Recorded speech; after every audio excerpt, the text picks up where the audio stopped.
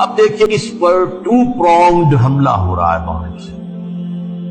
Number ایک، محمد صلی اللہ علیہ وسلم کی شخصیت کو مجروح کرنا۔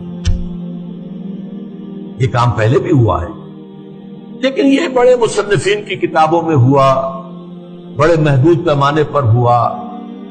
اب جو ہوا ہے آپ نے دیکھا توہین رسالت کا معاملہ، اور جتنے بڑے پیمانے پر حضور کے کارٹون بڑا کشائے کیے گئے، انہوں نے دیکھ لیا ہے۔ ٹھیک ہے، عالم اسلام کا رد عمل کیا ہے؟ کوئی جلوس نکل آئے، کوئی توڑ پھوڑ ہو گئی، کوئی اپنا ہی بگاڑا، ہمارا کیا بگاڑا؟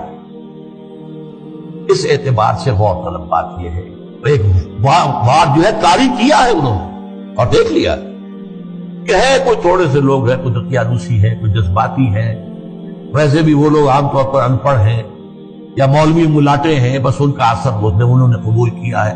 کسی حکومت نے کوئی قدم اٹھایا حضور کی شخصیت کو بس کر، اس کا ایک بہت بڑا مقابلہ یورپ کے کتنے اخبارات نے اٹھایا کر اور کسی طرح سے کوئی بات نہ کی۔ اور دوسرا معاملہ یہی ہے کہ حدیث کا استخفاف کرو اور سنت رسول جو ہے وہ اس کی حجیت کو ختم کرو۔ اب دیکھیے اس پر جو ہے تفریق بین اللہ والرسل، اس کی پشت پر پورا عالم مغرب ہے، یہودی بھی، عیسائی بھی، اور سب سے بڑھ کر عالمی میڈیا، اس سے بھی بڑھ کر civil supreme power on earth, the United States of America, وہ اس کی پشت۔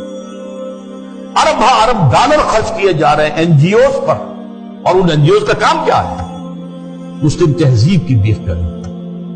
یہ جو ہنٹنگٹن نے کہا ہے کہ یہ ذرا لوہے کا چنا ہے، اس کو چبانے کے لیے لوہے والے دانت ہی چاہیے، ان الحدید بالحدید یفلح، لوہے کو تو لوہا ہی کاٹ سکتا ہے۔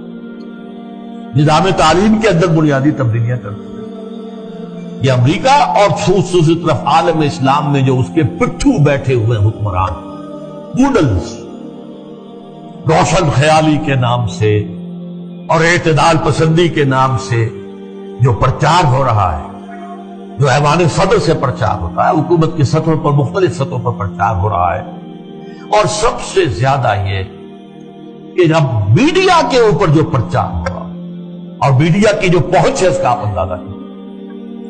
اس کے ضمن میں خاص طور پر میں آپ سے ذکر کر دوں، جس طرح ہنٹنگٹن کا ذکر آیا ہے، ایسے ہی رینڈ کارپوریشن کی سفارشات چند مہینے پہلے وہ آئی۔ یہ سب سے بڑا ٹاپ کا تھنک ٹینک ہے امریکہ۔